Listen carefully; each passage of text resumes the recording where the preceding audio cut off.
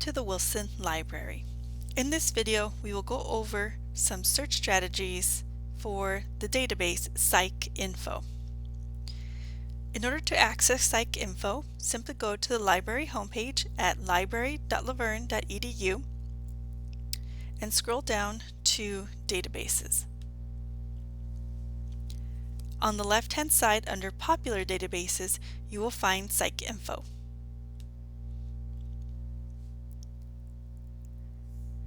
So PsycINFO has a few search features that'll be really useful for your searches.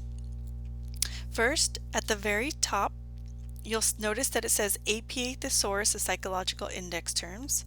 If you click on that, what this will do is it'll tell you which terms to use in the database. For example, if you're looking for information about ability tests, it's telling you instead in this database use aptitude measures. And same thing with absence seizures, use petit mal seizures. So what it's telling you is the terminology that's used in this database. When you first go to PsycINFO, the search defaults to an advanced search. So what you'll do here is just enter your key terms for your search. Below that, you have several options to narrow down your search. And if you don't do it here, you can do it once the search has started. But let me just go over some of the features. There is an option to only search full text. Now, normally I tell students do not check off that function because even if the article is not available here, it could be available in one of our other databases, and if it's not, you can request it through interlibrary loan. You can narrow down your search to scholarly and peer-reviewed journals. So if that's what you're looking for, you can check off this box. You can narrow down your search by date of publication. So if you need the latest 10 years, for example, you can narrow it down to that. You can search for a specific test or measure. So if you know that you want to find articles that use a specific, say, questionnaire or survey, and you know the name of the survey, you can type that in here. Now if we keep going down, you'll see lots of other ways to narrow down your search. If you're looking for studies for specific age groups, you can narrow it down by age group.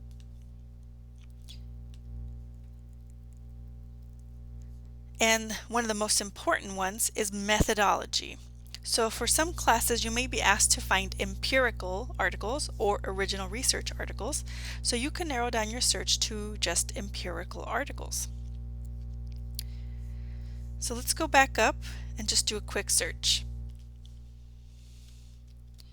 So let's say I want to find articles about sleep deprivation. I'm not going to change anything. I just want to show you what the search looks like.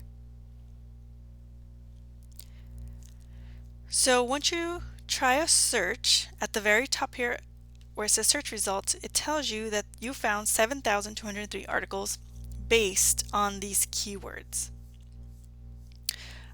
And again, on the left hand side here, you'll be able to see all the options. You can narrow down to scholarly peer reviewed. So let's do that.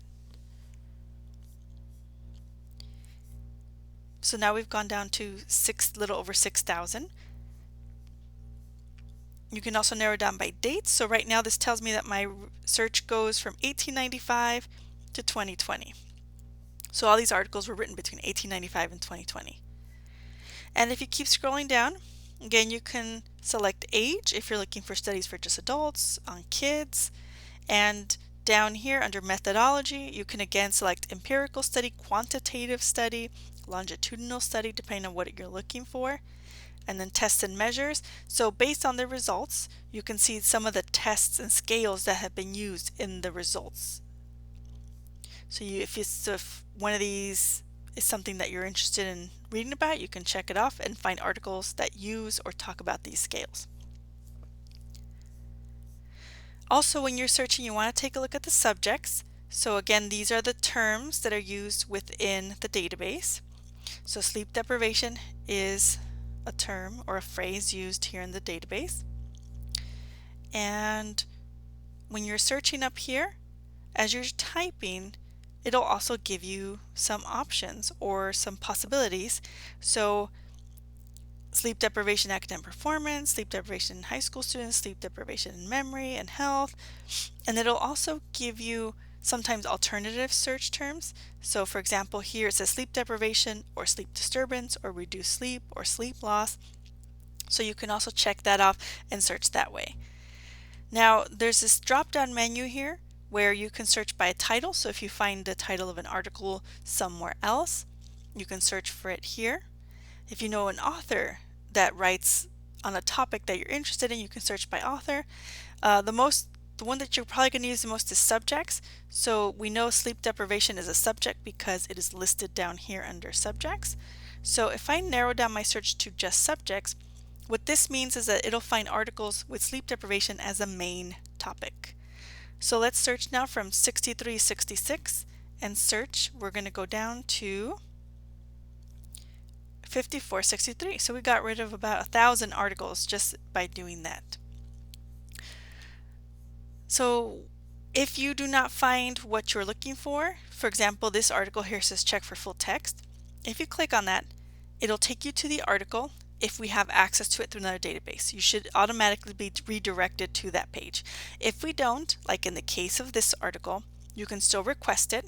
You go down to request an item through interlibrary loan, follow the instructions, sign in to your interlibrary loan account, and request it.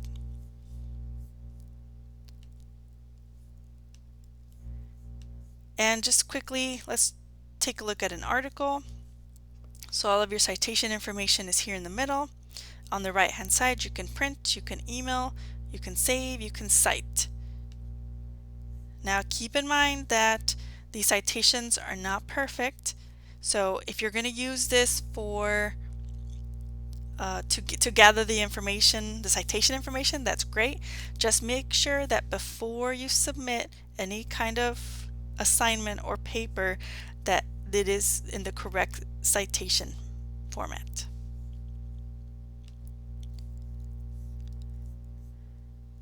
If you have any additional questions about PsycINFO or any of our other databases, please feel free to contact one of our librarians.